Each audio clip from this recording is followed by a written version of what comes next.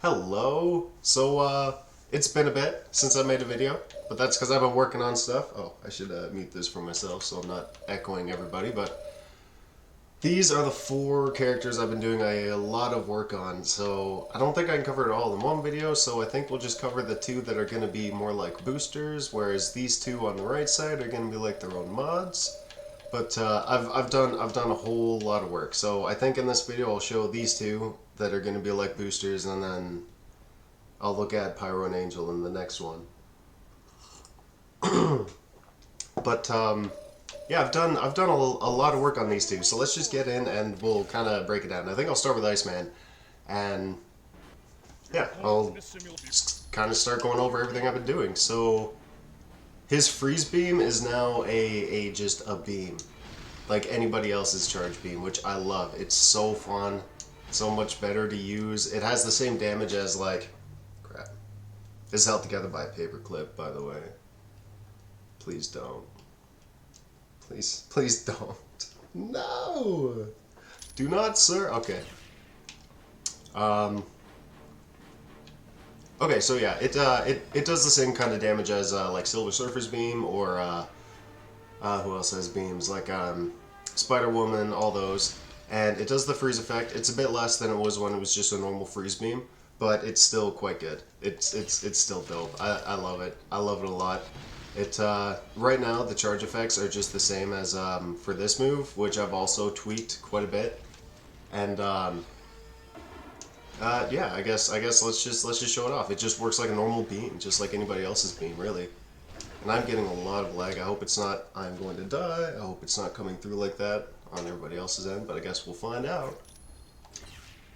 Did that work? I can't hear anything. I muted my game, so hopefully it worked. It looks like it worked. Yeah, it did. Okay, so yeah. This is what it's like having an actual freeze beam like you did in the X-Men Legends game. It's awesome. It feels great. And then I've also done a lot of work with this move here. It's a bit quicker. It's better at targeting, and the projectile itself moves faster. And this is because I hate attacks that just sometimes just fail on you. Like if I miss, alright, fine, but like making something that is like built to control sucky, it's not fun. I don't dig it. So I did a lot of tweaking with this, and now it can actually stay on target. I might actually change the visual effect for it too, because that little explosion does not encompass the actual area that it hits. So it's really weird when you hit guys like across the room with it. Kind of throws me off a bit. It always has, but I've also done tweaks to, what's this called? Is it Blizzard? Blizzard, yeah. Done some tweaks to Blizzard so that it's actually better at hitting guys that are on the ground and consistently hitting dudes as you tap the button. I always do that. I always tap it too long and then end up having to tap it again. Ice Slide does the same amount of damage as Bull Rush now. So it was kind of crappy before, and it just does like the one, like, you know, knockback charge through hit. I don't think I'm gonna turn it into a double hitter like I did with X-Men Legends 2. So I'll probably just keep it with the Bull Rush damage. What else have I done with this character? Like, I've done a lot of, like, little tweaks, too, that I don't think are worth going into.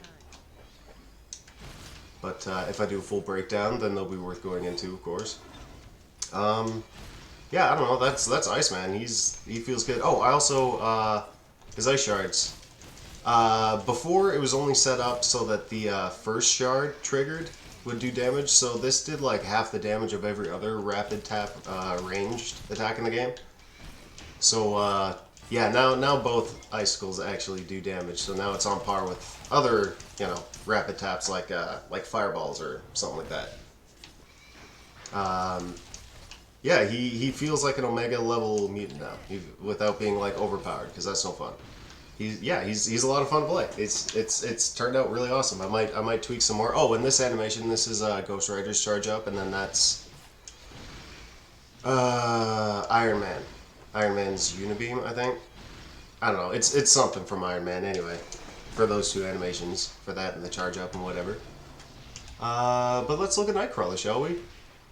So I guess we'll start with the Acrobatics Kick. So Acrobatics Kick has always been weird. It fully charges every time you use it. Meaning, like, whether whether you just tap the button or fully charge it, it takes so long to actually do the attack that it'll be fully charged by the time it does the attack. So what I mean by this is charging happens as soon as you start, like as soon as you start holding the button, charging happens. So that couple of seconds that you're holding the button when you just tap the button to do an attack will actually charge it. So technically you never do like the base minimum amount of damage, but whatever, that doesn't matter. Basically what would happen is he'd teleport to the target and then stay invisible and not do anything. He wouldn't attack or anything like that for the longest time, for like a second or two, and by the time he finally attacked, he was fully charged. So he had, despite being able to teleport, he has one of the slowest melee like power 1s ever, despite being, you know, the guy that teleports. So I changed the chaining on that and his visibility and stuff, so now it actually like goes straight into the kick as soon as he teleports. It happens a lot quicker, so now you can actually decide if you want to have a charged up attack and take longer to execute it, or a not so charged up attack that's weaker. And yeah, you know, I think you get what I'm saying. It's he crosses the room faster too. Like there's the targeting and the actual like transition like to the teleport. It's all a lot more rapid, so that he can get in there and hit them, because it sucks when they just move out of the way or your guys get in the way whenever you're trying to use this like acrobatics kick. At least I've found it drives me insane all the time. This move.